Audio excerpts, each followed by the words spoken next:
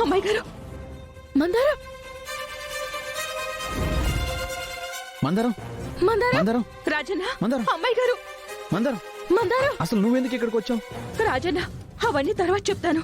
ముందు రాఘవ దగ్గరికి వెళ్దాం పదండి అన్నా. రాఘవ ఎక్కడున్నాడు మందారం? గౌతమ్ వాళ్ళ గెస్ట్ హౌస్ లో ఉన్నాడు అమ్మాయి గారు.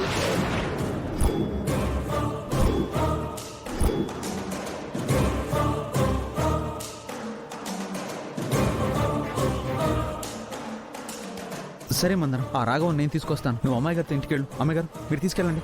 రాజు, మేం కూడా వస్తాము. గౌతమ్, రాజుకి రాఘవ ఎక్కడున్నాడో తెలిసిపోయింది. రాఘవ రాజు కంట పడకూడదు. రే, రాఘవ దగ్గర ఉండకుండా మీరెందుకు వచ్చారా? పదండి, రాఘవ ఉన్న ప్లేస్ మార్చాలి. అమ్మాయి గారు, మందారం ప్రమాదంలో ఉంది. ఇప్పుడున్న పరిస్థితుల్లో మందారాన్ని తీసుకుని మీరు రావడం కరెక్ట్ కాదు. మీరు మందారం తీసుకుని ఇంటికి వెళ్ళండి. నేను రాఘవం తీసుకొస్తాను. వెళ్ళండి. అలాగే రాజు, మందారానికి ఏం కాకుండా నేను చూసుకుంటాను. నువ్వు రాఘవం తీసుకునిరా, వెళ్ళు. సరే అమ్మాయి గారు, జాగ్రత్తగా వెళ్ళండి.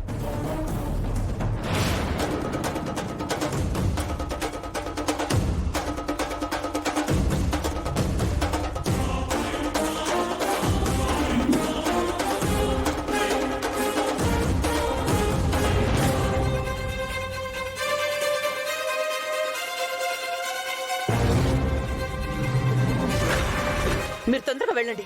రేయ్, పదండి. పద, మన ఇంటికి వెళ్దాం. అయ్యో అమ్మాయి గారు, అసలు విషయం చెప్పడం మర్చిపోయాను. ఎమ్మెల్యేలందరూ జీవన్ వాళ్ళ తోటలో అక్కడ వాచ్మెన్ ఇంట్లో ఉన్నారు.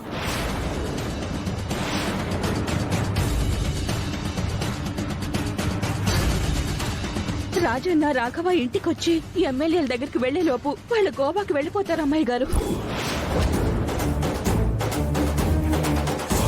ఎమ్మెల్యేలు గోవాకి వెళ్లిపోయారంటే పెద్దయ్య గారిని గెలిపించుకోవడం కష్టం అవుతుంది. ఈ విషయం పెద్దయ్య గారికి చెప్తాం. ఒకసారి ఆయనకి ఫోన్ చేయండి. అయ్యో మందారం, నువ్వు ప్రమాదంలో ఉన్నావని తెలిసి కంగారులో ఫోన్ మర్చిపోయి వచ్చేసాను. మరి నీ ఫోన్ ఇక్కడ? నా ఫోన్ పడిపోయింది అమ్మాయి గారు. అయ్యో. జీవన్, ఒకవేళ రూప ఎమ్మెల్యే దగ్గరికి వెళ్ళింది అంటే మీరు వెళ్లి ఎమ్మెల్యేలని రూప కలవకుండా చూడండి. ఇక్కడ మందారం ఒంటరిగా ఉంటుంది కాబట్టి